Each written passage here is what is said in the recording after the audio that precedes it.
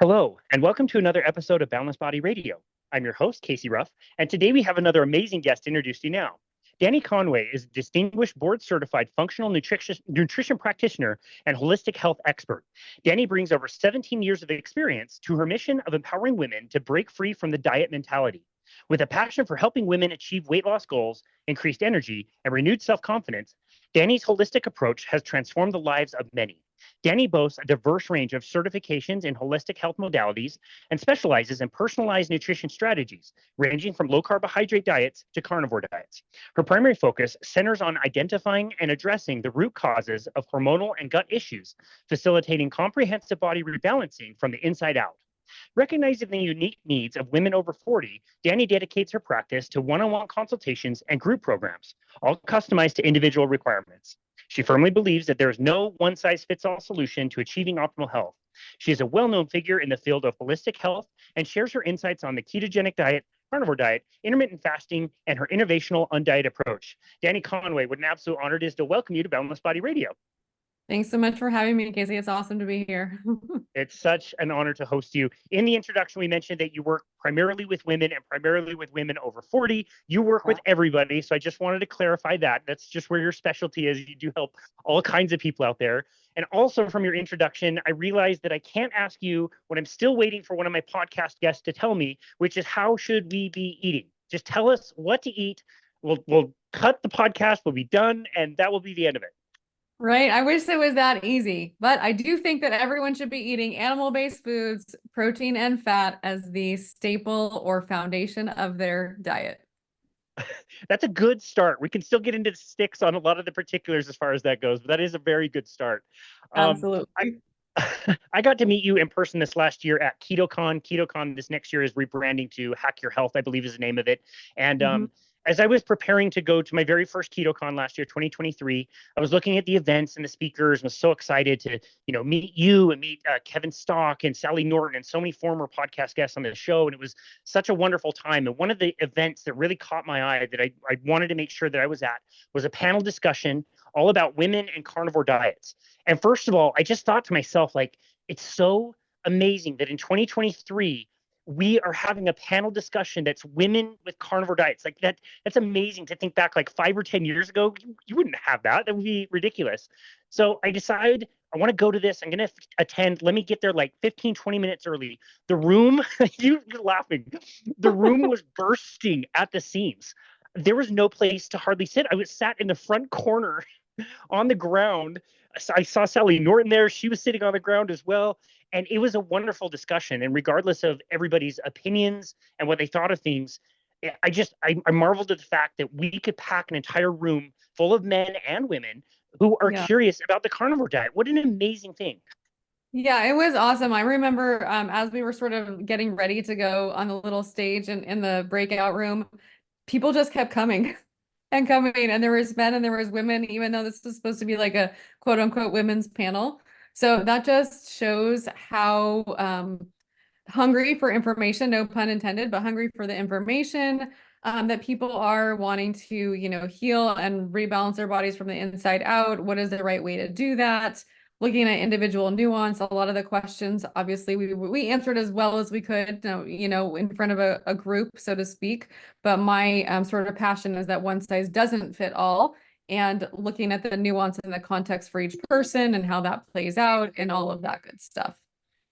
It's amazing. It was wonderful. I recorded it so I could listen to it again, and I got so much information out of what is a complicated subject. And I just think about the work of people like yourself, the other panelists that were there, that they've been getting this message out to the point that we're past the kind of like, can I eat meat and never poop again, or will I die of a heart attack? For the most part, we kind of have some good ideas about that. We're getting now into the more complicated things. It's because you have been at this for so long and doing this work and getting it out there. I think it really helps to educate the public because they ask some really good questions. Yeah, definitely. And I think that, there's still people that are newly introduced to carnivore as a diet, meat only diet, and have the, what happens with fiber? Do I poop? All those questions. And then there's definitely now the sort of deeper dive of, okay, this is beneficial, and looking at, how this is going to affect somebody long term. What are the benefits and all of those kinds of things. Yeah, it's such a good point, and there's so much nuance to all of this. And again, I Mm. think this is why your work is so amazing, and why you do take that approach of there's no one size fits all. You have to individualize things. So let's talk about your own personal journey. I actually don't know that much about how you got interested in health, and you've been doing a carnivore diet yourself for a very long time. How did that all come to be? So I was 65 pounds overweight on a fat-free diet in my 20s. I was doing hours of cardio, hours of spin classes, chicken, brown rice, and broccoli, all the bro diets, Weight Watchers counting points, trying to eat as little fat as possible, and not getting anywhere. Gaining, losing, gaining, losing, gaining, losing. And I was just tired of all of the yo-yo and the hamster wheel, so to speak. So that really sent me on a path looking for something different. One of my biggest struggles was hunger and cravings. And I was always craving fatty foods. I was always craving ice cream. I always say like there was never a shortage of ice cream happening in my body. But what was I short on? Good quality protein, good quality fat.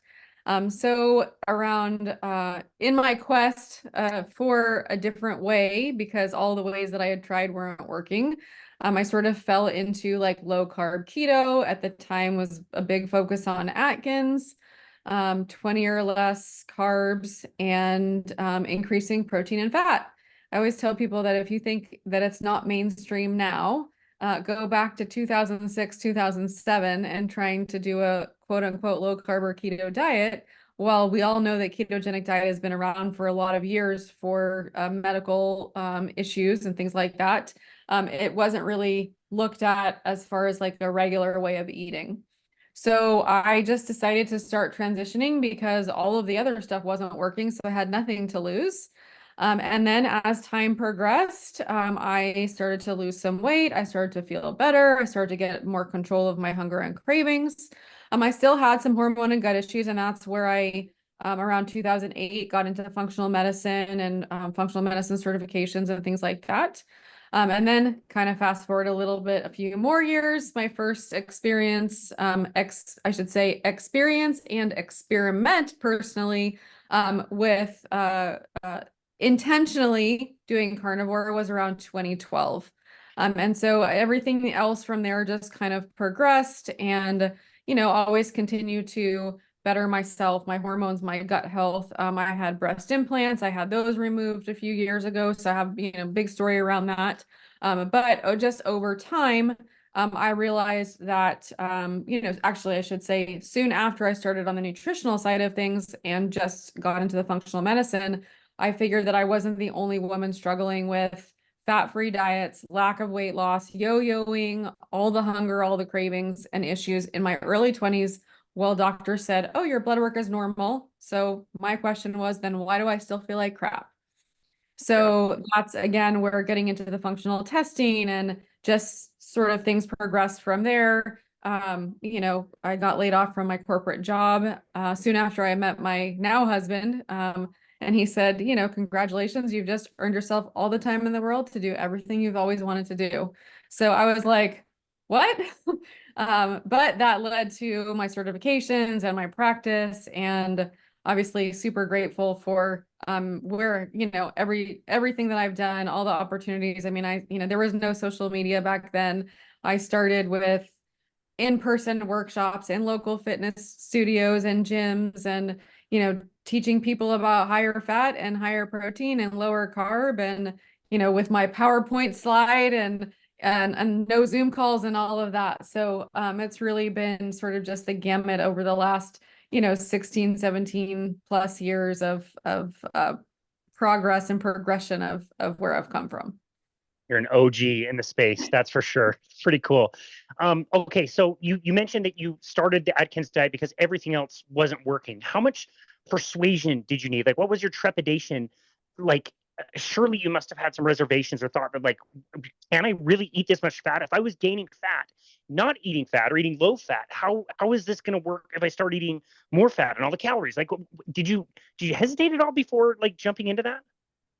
So trying to like really sort of think back, like I said, I had a lot of cravings, and I remember sort of this distinct moment of like craving steak and craving cheese and feeling like, well, what if I just ate those foods? Like, what would happen if I just ate those foods? So I think I didn't really, I mean, that was a lot of years ago. So I don't, maybe there was more trepidation. But I also was like I said, well, what I'm doing isn't working. So the worst thing that could happen is I could do this other thing. I could eat these other foods and it still wouldn't work, So there wasn't a lot of concern, more of like, well, what if I just try this and it does work? Yeah, I see. And the red meat thing, I find this more common, especially with women. It seems like regardless of what diet you're on, if you're trying to get more animal protein, whether you're doing low carb or carnivore or whatever, it seems like women, when they first transition on, red meat is kind of tough and difficult to get them to want. And they'll start with like chicken and fish, but before long, it'd be like, okay, I'll have a nibble of steak. Okay, maybe I'll have a little bit more steak. To all of a sudden, most of the women that I know turn red meat savage over time, and I think it's their body really recognizing where those nutrients that their body needs is truly coming from. Is that something you've noticed as well? Yeah, so I would say there's sort of a few things with that. First, yes, I think that just the brainwashing of dieting, of the dieting culture, and red meat is bad, is where people come from. So they might not realize that their story is red meat is bad, so I'm going to eat chicken and fish and lighter white meats kind of thing. And the other piece of that puzzle is digestive function. So if they're not eating a lot of red meat and they're not eating a lot of meat protein in general, and they're relying on countless other plant-based proteins, they might not, or they've been vegetarian or vegan for any period of time, they don't have the digestive capacity to digest meat as they might need to. So that's why they might feel like I can't digest those foods, or I can't have those foods, or whatever their story is around that. So I do think that some of it is mental, some of it could be like low digestive capacity.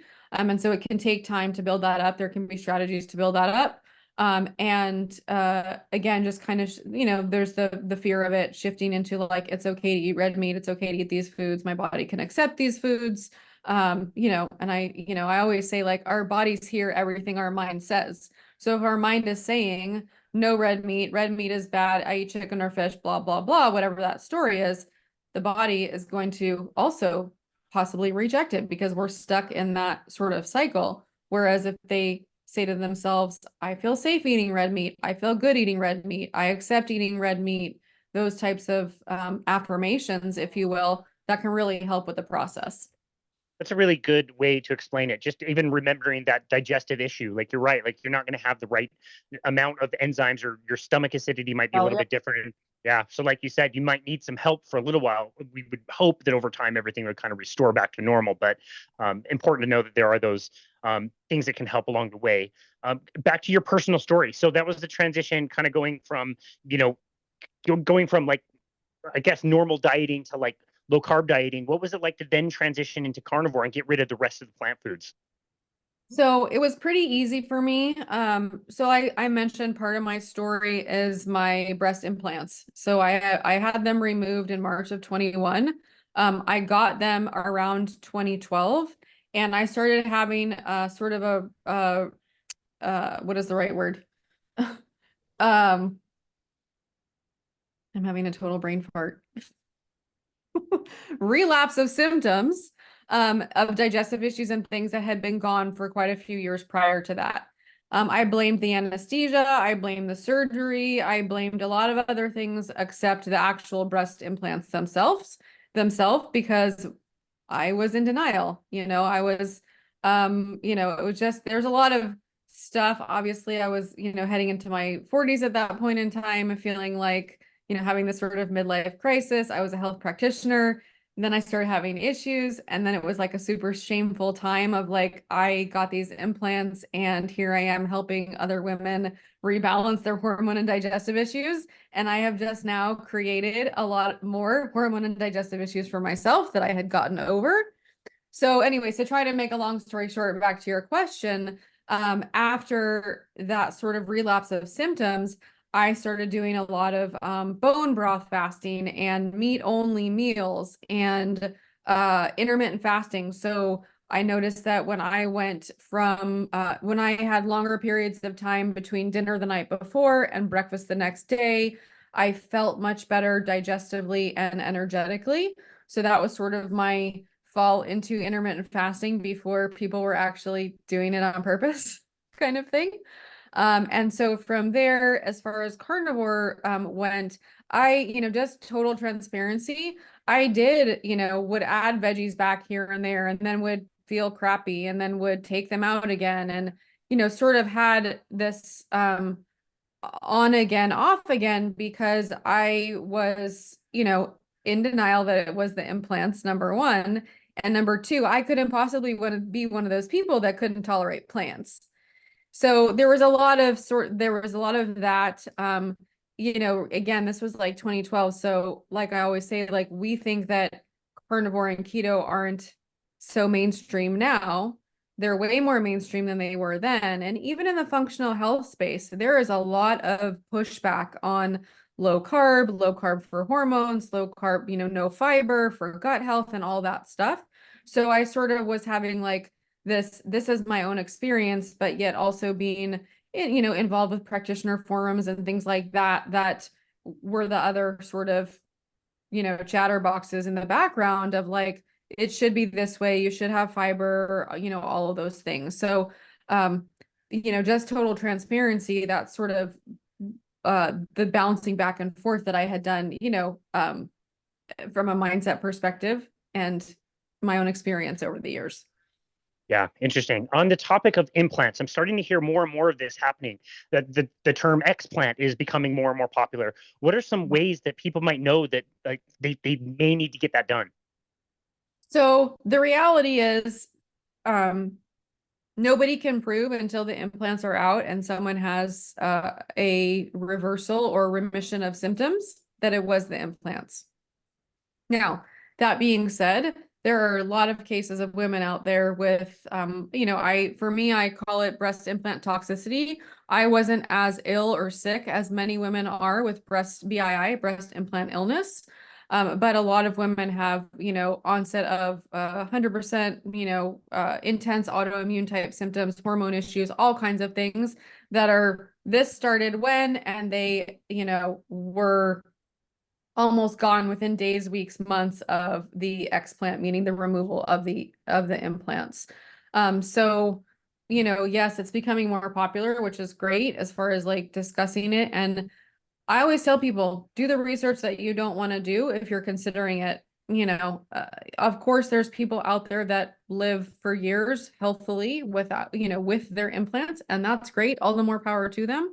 That wasn't my situation, and that wasn't a lot of the situations of clients that I work with and other women that I've helped since, explanting, or they may have decided to explant after seeing my story and then realizing that a lot of their symptoms were related to that sort of time frame of life. Gotcha. Well, I appreciate that. That's really helpful information. I remember, I believe it was like Danica Patrick talking about hers and all the symptoms that she experienced, and she also had to do that surgery. And I want to say, if I remember right, it was within like days or a week or something. She was feeling much, much better after having them removed. So, very interesting topic. Back to the topic of food and carnivore diet. Obviously, you've had really great result eating plenty of animal protein and animal fats. Do you notice that pretty much across the board with the people you work with? Yeah, absolutely. So, I mean, chronic undereating is rampant among women, over 40 and under 40, and especially not getting enough protein or animal-based fats. So I do find that, just the increase of those macronutrients, I really view nutrition as the foundation for everything that we do. And if food isn't right, nothing else can be right. But if food is right and we are eating the right amount of protein, fat, and I like to say carbs, if someone is eating carbs, because I don't believe that everyone should be zero carb or has to be zero carb or even 10 grams of carbs. The rest, the hormones, the gut health, the detoxification, all the other things, you can sort of build on that foundation of food and nutrition. And then, rebalance the body, the metabolism, all the other things from the inside out really, really effectively. Is there a difference, especially obviously for women? Is there a difference between cycling and postmenopausal, women, as far as like recommendations with the carnivore diet. You hear all the time that the cycling women a certain time of the month, they need more carbohydrates than others. I get mixed opinions on this all the time. What are some of the things you see with that? I love this question. So first and foremost, yes, the nutritional needs of a cycling female can definitely vary from postmenopausal female, even from perimenopausal. So perimenopausal is sort of that time in between when a woman is cycling regularly and when her cycle stops completely. This is the perimenopausal is like they have a cycle every 30 days and then it stops for 9 months and they think they're almost there and then it starts again and then 6 more months and then it stops and so is this sort of like on again, off again. But as far as like just cycling in general, yes, our nutritional needs can change throughout our cycle. I teach a lot of cycling, different strategies for the cycling female. And I don't believe that every woman needs to add carbohydrates in the second part of their cycle to be successful. I find that they can make adjustments to protein and fat macros. Some women do better with more fat, some do better with more protein, some do better just cycling their food up, like the amount of food that they're eating overall. Some require more electrolytes, some require more B vitamins. So if they eat organ meats or liver, that can be helpful if they're open to supplementing with B vitamins, B12, liver capsules, something like that, that can be helpful. But what I don't find is that they have to add carbs back in to be successful. Now, if I do have clients that I think, oh yeah, they might benefit from some carbs, I'm actually having them add in animal carbs to start with. So I might have them, increase their amount of carbohydrates with seafood, mussels, scallops, eggs have a little carbs, some dairy, if they tolerate it, have a little carbs. So when I say, oh, I might have someone add carbs, I'm not talking about 150 grams from a half a sweet potato. I'm talking about a small amount and just playing with the other things that they're consuming and seeing what kind of results we can get that way. A lot of clients that I work with don't want to eat sweet potatoes or don't want to eat potatoes or don't want to eat 150 grams of carbs. I don't think that's realistic just to say like, oh yeah, every woman needs to do this to have their balance their cycle. And also like for those ladies that do fall into the sort of abstainer category of like they don't eat those foods because they'll trigger cravings and maybe even like binges and old behaviors. The last thing I want to do is have them eat a sweet potato. So that's where some of those other strategies can come in of, changing up the types of protein, the types of fat, again, with, the amounts, the macro ratios, the electrolytes, the salt, all those things are factors that we can kind of play with instead of adding carbs. Yeah, that's very helpful. Do you find that getting enough fat tends to be the biggest challenge for a lot of women, especially? Like I notice people will tell me like, yes, I'm eating the fatty meat, but then you press on a little bit to find out like how they're cooking the meat. And it's like, oh, you're eating, 80-20 ground beef, but all the fat's rendering out. Things like that. I notice that all the time. Do you think that's a big problem? So I think that women not getting enough fat is almost as much of a problem as women not getting enough protein. So I do find that there is the key of like they either can't tolerate the rendered fats, so they drain it on purpose, but they're not adding the right fats back, or they just are sort of lacking with figuring out how much protein, getting enough protein. Now, that being said, I will say that compared to 10 years ago, they're getting way more protein than they were. Like definitely the consumption of protein has sort of increased, and prioritizing protein in the context of that has increased tremendously over the last 10 years, which I am super happy about, just in general. But what I used to see years ago compared to now with protein is not as much of a problem. But I do see that sometimes it can be challenging to get enough fat. Digestive issues can make that problematic when digestion isn't optimized and they're having trouble with digesting fats. And so, I think just, again, I do see that as a problem sometimes, but I also see the consumption of enough protein. Like I'll have a lot of clients that could easily get the the 90 to 90 gram mark, 90 to 100 gram mark in a day.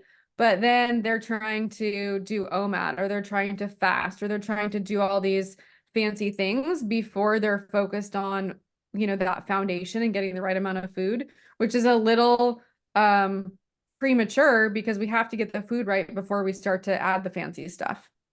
Yeah, a really good point. I think I do like the approach that a lot of carnivores take, where they talk about like priming. When you're starting a carnivore diet, like you really need to eat a lot of food, have, you know, 3 meals rather than try to have the two. And it can be really difficult because the food that you eat on a carnivore diet is so satiating. So sometimes you can have a bit of a loss of hunger, and it might be more difficult to add in those meals. But I think that is ultra critical in the beginning. We did mention perimenopause and then menopause. By the way, in the panel, I don't know if you remember, one of the panelists said that perimenopause like wasn't a thing, and I felt like there was going to be like a riot in that room.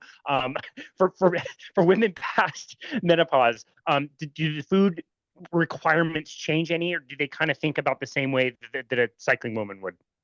I think with okay, so postmenopause can definitely women can definitely do better on not cycling so many variables, for sure, versus like a cycling woman and changing those variables throughout the first 2 weeks or second 2 weeks or weekly. I kind of teach the coach on both of those sort of ways to strategize and change the variables. That being said, obviously my practices, you know, probably 80 to 90% weight loss, fat loss, body composition. And so what I also want to just caution ladies about that are postmenopause is that when we get stuck in doing the same things over and over again, even if they're not cycling, what can happen is they can create an adaptation. So if we get stuck doing the same things over and over again, the body is going to adapt, and then it's not going to change. So it's like you wouldn't lift a 5 pound weight for months on end and expect you to expect you to be able to grow muscle. Well, some people might, but that's not, obviously we know that's not going to work. So I think that in a postmenopausal group or that stage of life, while they don't necessarily need to cycle the variables the way a cycling woman would, it can be beneficial to cycle some variables strategically so that their bodies don't adapt and they can continue to progress whatever their goals are: longevity, health, body composition, muscle gains, things like that. Yeah, I like that.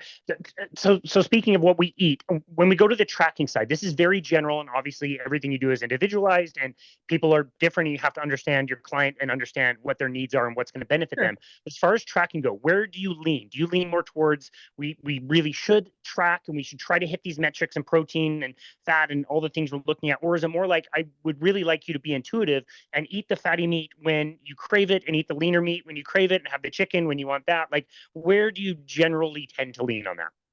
Okay, so this is also one of my favorite questions. So both, and it depends, right? So I am 100%, probably more than 100% believer in tracking, and I'll sort of explain my stance on this. And I'm also a big believer in intuitive eating. However, what I do find is that it's very hard to accurately become an intuitive eater when you haven't tracked first.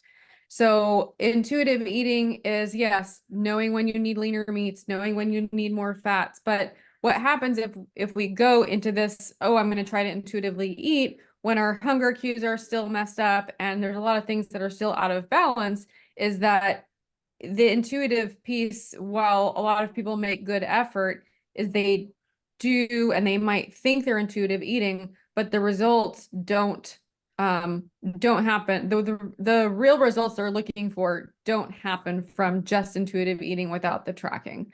So I have sort of years ago when I had to go from under eating to making sure I was eating enough on a daily basis, I had to flip my mindset for tracking from let me track to eat as little as I could to survive, i.e. 1,200 or 1,000 calories, to let me track so that I get enough food so that I know I'm getting what my body needs so that I can build muscle and I can change body composition, drop fat, all of those things.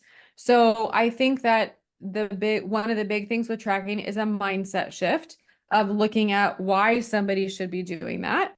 Then learning what's right for them not intuitively, but what's right for them from a metabolic standpoint. How much protein, how much fat, how much total energy, i.e. calories. I teach energy as calories, or excuse me, calories as energy, to kind of take that focus off the caloric intake kind of thing.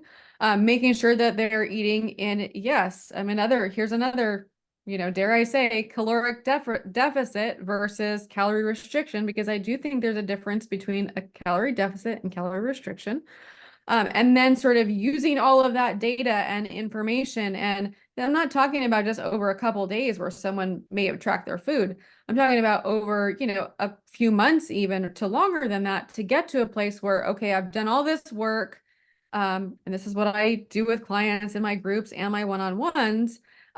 We do all this work, and then they get to a place where, okay, this is what intuitive eating is. This is where I can, maintain my results and all of that, knowing what I know now because of I know how my body responds and all of the sort of work that goes into that. I love that. That's going to take quite a bit of effort. But when your body is intuitively telling you to eat an entire pizza and have the ice cream that you used to eat all the time after that, that's what people think of intuitive eating. And we had that, hope it's dying now, but that push for like the intuitive eating diet, and you can eat whatever and your body will tell you, well, that's probably not going to work for most sugar addicts like myself. Like I will have an entire sleeve of Oreos and follow that up with an entire sleeve of Oreos. You know what I mean? Like when you are in carnivore, you can eat intuitively. It's a lot easier because you know what your foods are and you know what your foods are not, you know?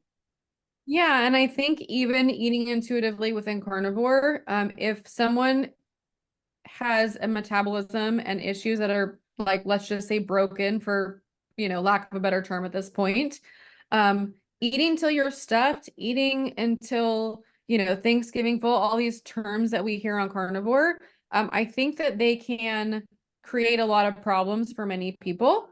They can also create problems for someone who comes from an undereating background, and telling someone to eat till they're stuffed and eat all this food, eat 3 pounds of meat a day, can also be super scary. So, do some of these recommendations work for many people out there? Of course, absolutely. We see it every day.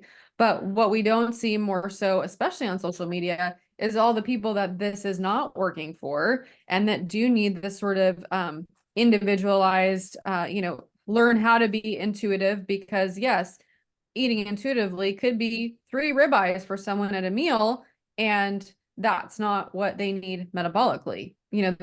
I think we could literally talk for hours on this topic. So I'll Seriously. stop there. But yeah, I mean, I think that it's just, there's so many different directions to look at it. There are, yeah, and I appreciate your opinion on that. And I believe it was Judy in the panel that we've been talking about that like really made the point of like we're learning this, we're figuring this out. Like we don't have all the answers. Like we're doing this and answering these questions, and we have differences of opinion, but we're trying to sort this out. And the people going through this are a big part of it, and learning what is best for them is really important. All of this is kind of centered around the topic of women and their hormones, and this gets brought up all the time, and people have so many different opinions about it. I really, really appreciate the way you presented it. I can't remember when this was, but it was on Instagram, and you presented the hormones into like 5 different kind of like main buckets. And if I get this right, I want to say it's insulin, leptin was one, thyroid was one, I think adrenals were one, and I want to say that sex hormones were the 5. Did I get that? Yes, you got that. Nice. Awesome. Can you explain your thinking around that and where those things can be problematic? Yes. So okay. So each of those hormone categories are, again, its own category. But the thing of it is, like, they all play together. So this is why test, don't guess is my sort of approach, is making sure that you look to see, or you test to see what the hormones are actually doing before making any major changes or supplementation or things like that. But for the most part, all the hormones play together. So while we have to look at leptin and cortisol and adrenals and sex hormones and all the things, again, is looking at what they're going to be doing together and how they're affecting each other, and then kind of going from there with what the best next steps are for each person. Got it. So I mean, this is so do you recommend that people get tested from the very beginning? Is that an investment that everybody should do from the beginning if they're starting to want to improve their health? $1 million question. So I don't think, I mean, to be really honest, I don't think that everyone has to get a hormone test when they first start. I think that, I mean, I didn't, I didn't, when I first started eating this way, it was before I knew about functional testing. My experience with all the testing started probably, let's see, like 2.5 years after I was already doing this way of eating, keto, low carb. So is it beneficial to know what your hormones are doing? Of course it is. But if that's something that feels overwhelming and like someone doesn't want to worry about that, then I wouldn't. I would eat animal-based foods. I would focus on getting the junk out of the house, out of the diet, overcrowding your current foods with all the steak and the chicken and the shrimp and the seafood and the, any whatever animal-based foods work for you, and then kind of going from there in terms of testing. Then once you get to a point where maybe things are stalled or they're not moving as much, or you're feeling like, things don't have to be stalled to look at data, right? Like maybe you are doing well and you're like, this is great. I want to go like next level and see what that next level would look like testing wise. And then sort of making a determination to look at, blood work or urine testing or whatever the testing is. I have various ways I like to look at different things. So I like to kind of think of it as a wise investment if you really want to cut to the chase. Like I think most people can agree. kind of sort it out over time, and if they're really, getting better at being intuitive over time, they can kind of figure out the foods, and you'll be okay with that, like a carnivore kind of foundation. But you might flounder around a lot more. It might take you much longer. Where I look at testing as like, I'm going to go right to the information. I want to know exactly where to focus, and yeah, it's a bit of an investment, but if you're looking to get the best start and the best direction, that's pretty much the way to go. Is that a good way to say that? Yes, I mean, I wholeheartedly agree. I just like to be a little conservative sometimes, and I don't want people to think that they can only do this way of eating if they get tests done. So financially, some people won't be able to do that, and that's okay. Then go out and spend your money on eggs and ground beef and whatever works for your budget without having to feel like you have to get blood work done for this to be successful. Flip side, of course, I love testing. I love the data. I love like, okay, point A, point B, point C, here's how we're going to get there. Here's the protocol. Here's what we're going to do with food, all the things. But again, I just like to, sometimes like to be a little bit conservative, and I don't want anyone to ever think, oh, I'm not going to start this way of eating because I can't go get a blood test, or, I can't get this fancy whatever kind of thing. Yeah, fair point. I really appreciate that. For the listener that is thinking like, okay, I know all about blood work. I went to my doctor to get blood work done. It was a few years ago. They said this value was a little high, this value was a little low. I don't even know if I got my numbers. They just kind of mentioned a few things, and I don't know where they are. I can't access them. That doesn't really seem like a high value. What is the difference in what you were kind of talking about as far as like assessing all of it with you versus what somebody would probably have as an experience going to their normal medical doctor? So first and foremost, anything that a medical doctor is going to look at is going to be the normal reference range, which is going to be based on the typical population. And I will say that, of course, many people in our population are sick metabolically. So you're in the normal reference, and they're going to say your blood work is normal. Okay, fine. So with that being said, remember there's, I'll back this up by saying there's a time and place for a medical doctor. However, everyday symptoms are typically not going to be what they're going to recognize as problematic. So they're going to say, oh, this is in the normal reference range, similar to the experience that I had years ago. Normal reference range, and it's all in your head, there's nothing wrong with you. Well, then why do I still feel like crap? So when I look at blood work or other testing, I'm looking for optimal. So if a normal reference range, let's say, is, you know, 200 to 500, I'm looking for optimal, which might be 350 to 450. So it's a much smaller range. And so therefore, in a medical range, you might still be in the normal reference, which is great because they're typically looking for degenerative issues, diseases, things like that. And it's good to be normal and cleared of all of that. But that doesn't mean your labs are optimal or you're feeling optimal, which is my goal, is to get you feeling optimal. So with that said, then it's what markers is that doctor running? So things like fasting, insulin, and leptin. Some of these doctors, number one, have never heard of some of these markers. Number two, they won't run them unless you have a significant history of, let's say, take fasting insulin, diabetes in the family, and or other maybe heart conditions if you're lucky, and therefore won't run these markers to save anyone's life. No pun intended. So that is another problem as far as that goes. So you might get like the super basics, maybe, you know, a complete metabolic panel, maybe a CBC.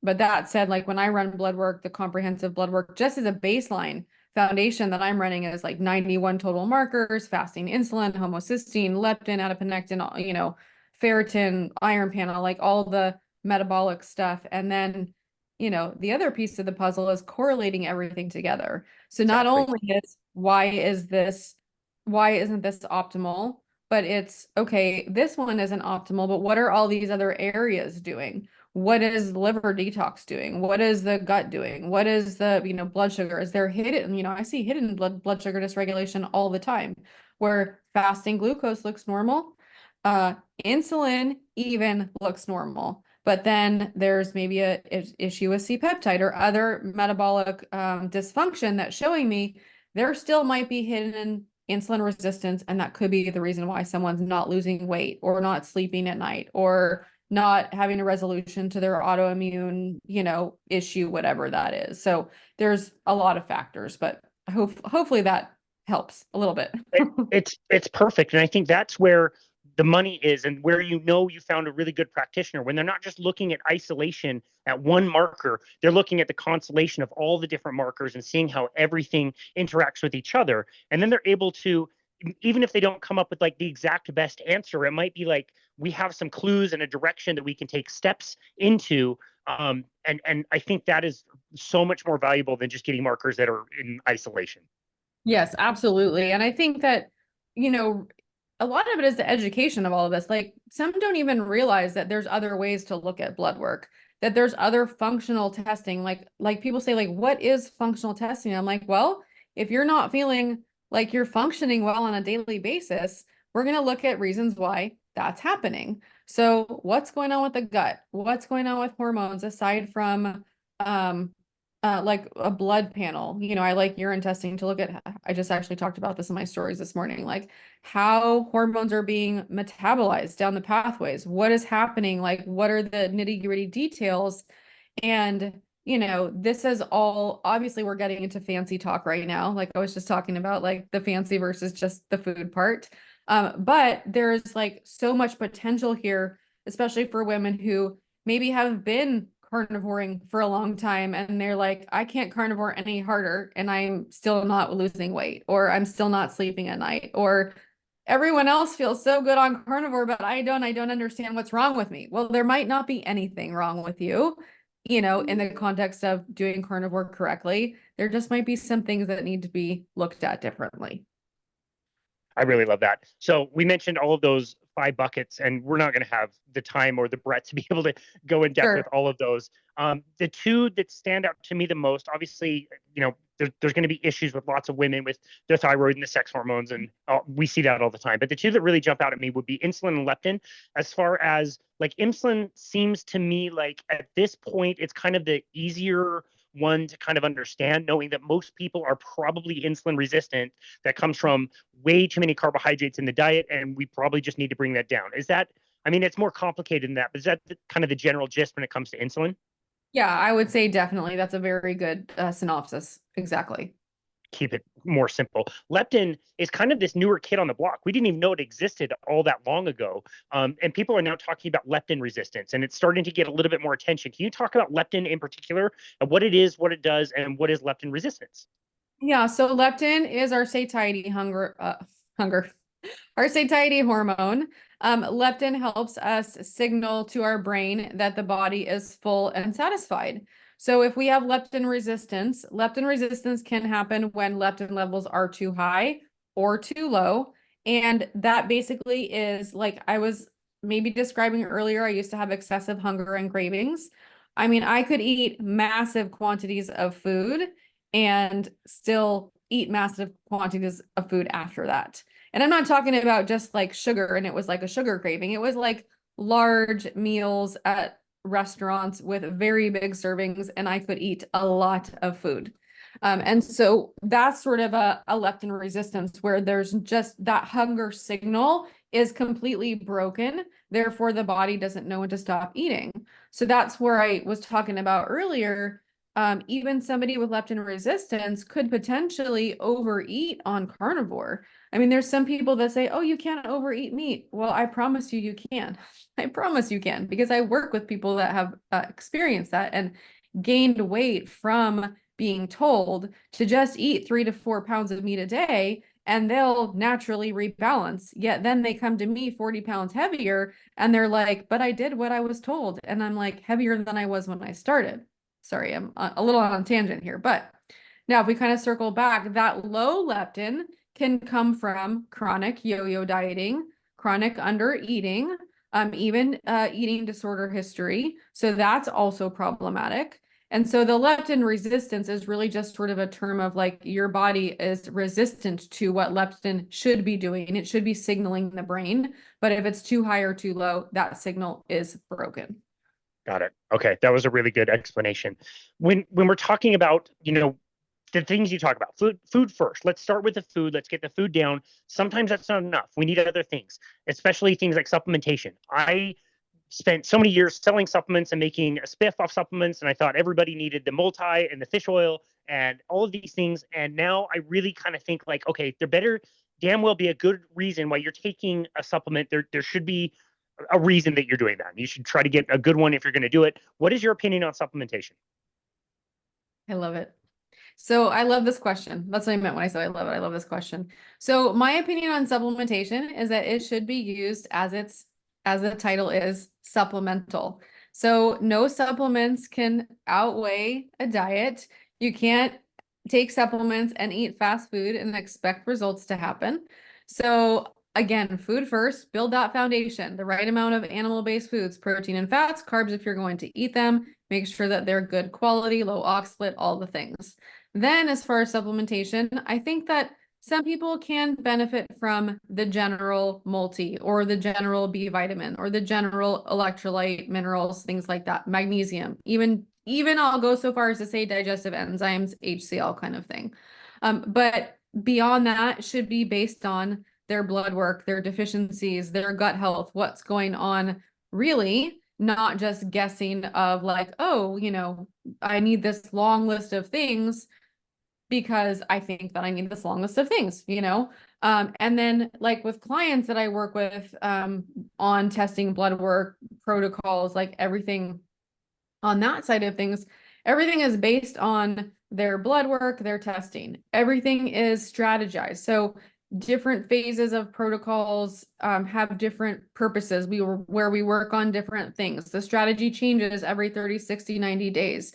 Here's a good one. There, because I hear this a lot. There's a start date to when we start the protocols, and there's an end date. So they're not just given this list of things that the practitioner adds to and adds to. They have no idea why they're taking it. And I get this all the time. People come to me like on this long list. Oh, I'm on all these things.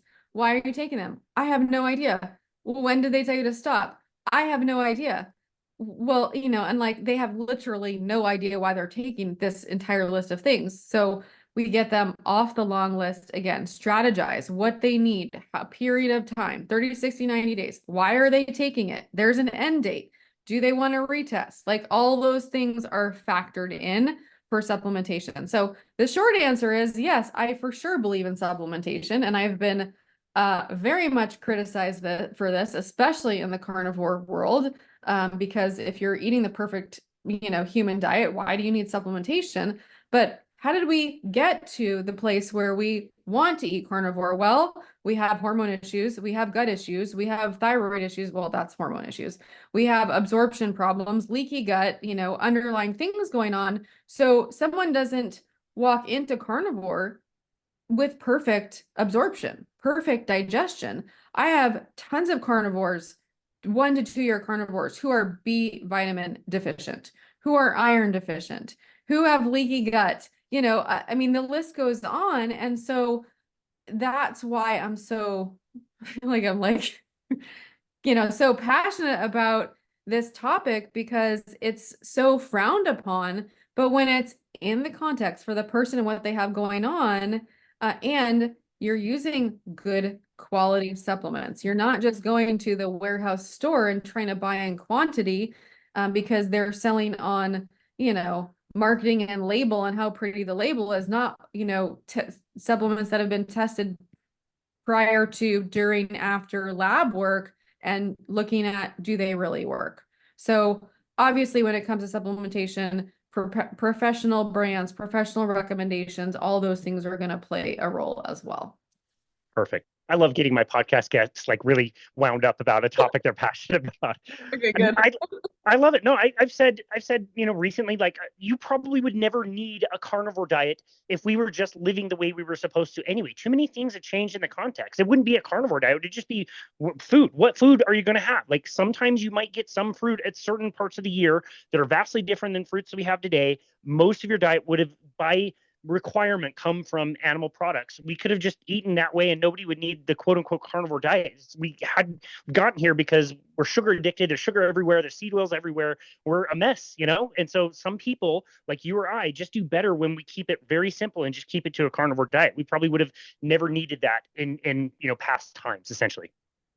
Yeah, and I think that sort of plays into, at the time we're recording this, I talked about a similar thing in my stories this morning, because I do talk a lot about detoxification and optimizing detoxification through various strategies and ways and things like that. And one of the sort of what is the right word I'm thinking of? Like, areas of pushback, especially in the functional space, is, you shouldn't have to take things to help your body detox. You have a liver. The liver does what it's supposed to do. You shouldn't be having to do supplements and, things, strategies, methodologies to help the body do that. The friggin' reality is that we have toxic food, we have toxic environment, we have, exposure to pathogens, mold, mycotoxins, all the things that plague the body and that sort of back things up. So, even when I have clients that they've been carnivore for a year or two and they go on their protocol and they're like, I never thought that I would have detox symptoms because I was so clean before.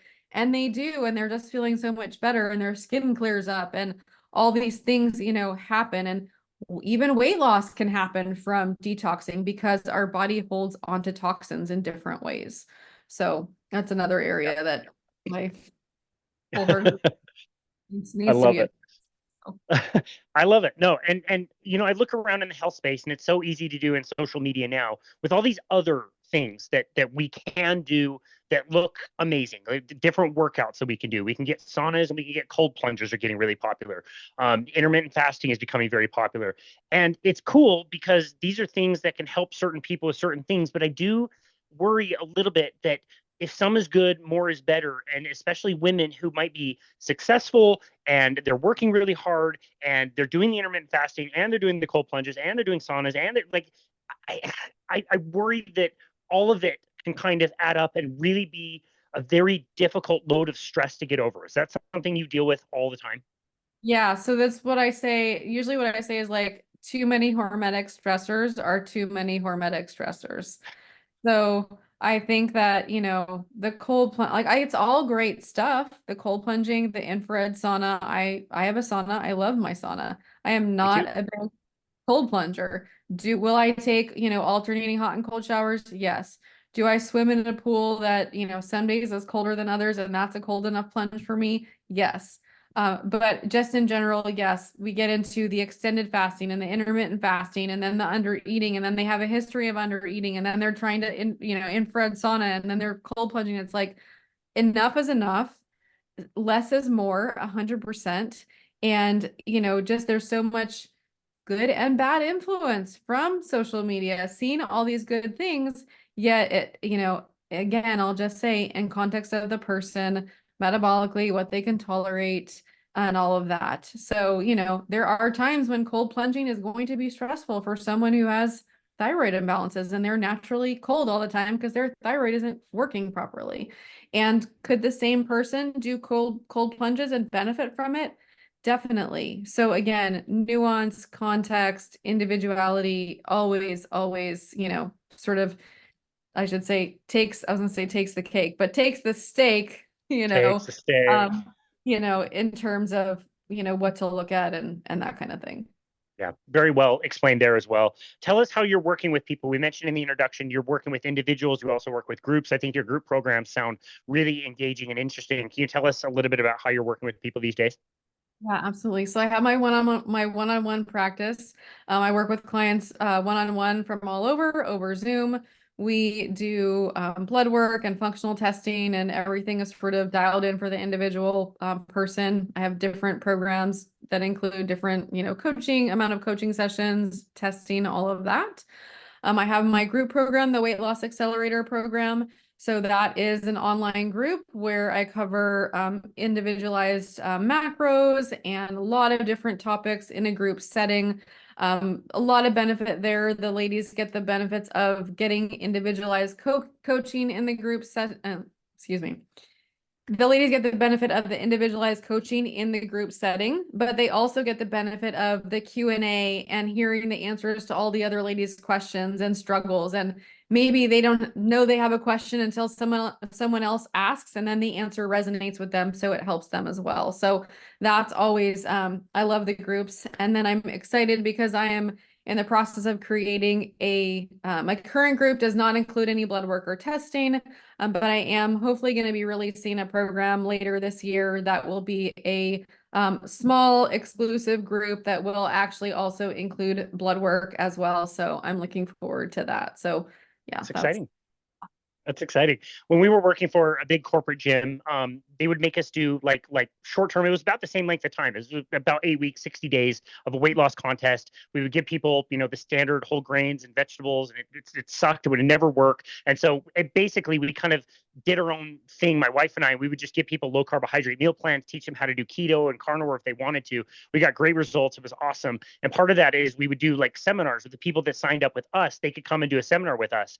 And in the group, I don't know why I was surprised by this. It was really engaging, but I found that over time, the group wanted to hear less and less and less from me and really appreciated the group setting and hearing from themselves. And somebody that had maybe started 3 months earlier than another person could give them advice, and they could talk and workshop things more than me, like telling people exactly what they had to do. It's more like you need to be in a community and talk about this.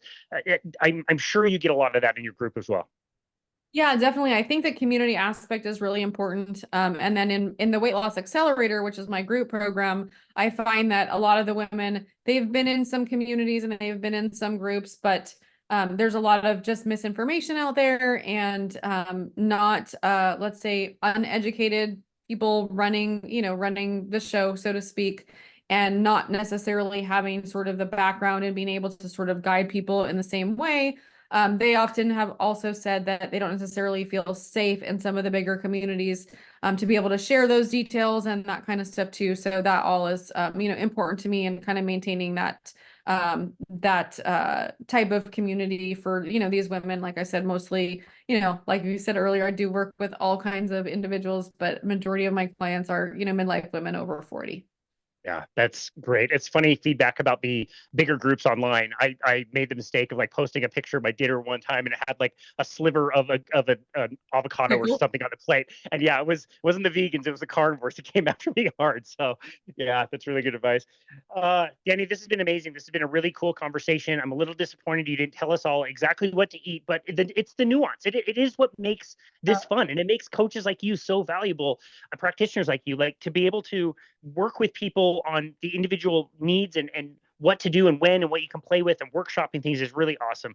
Can you tell our listeners where they can go to find you and connect with you and your work? Yes, absolutely. So on Instagram at carnivore.keto.fitness, I do tons of Q&A in my stories, and I like to share educational information on my posts. On my website, nutritionthenaturalway.com.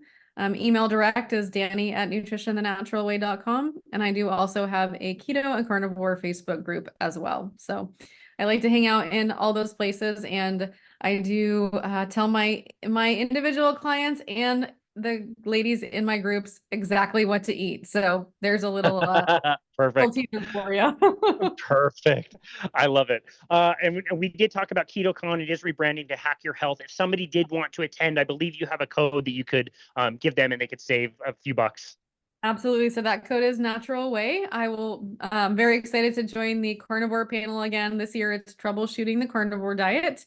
And I will, Judy Cho will be hosting the panel, and it will be myself, Dr. Lisa Wiedemann, carnivore doctor, and Dr. Baker and Dr. Sarah Zaldivar as well. So very excited to be amongst that very smart group of carnivore advocates. Not bad. It's not bad. Yeah, exactly. I hope Robin learned the lesson to get a bigger room this time. Yes, we're looking forward to being on the main stage this year. So I hope to see everyone. I love it. I love it. Well, again, this has been an awesome conversation. Thank you very much, Dani, for taking the time to be with us. Your journey through health has been, long and I don't know. You've gone through a lot, and to be able to share that now in a way that people can really relate to is really helpful. So thank you so very much for all of your work, and thank you for coming on our show today. We appreciate you. Absolutely, Casey. Thanks so much for having me. It was great. Absolutely. And this has been another episode of Boundless Body Radio.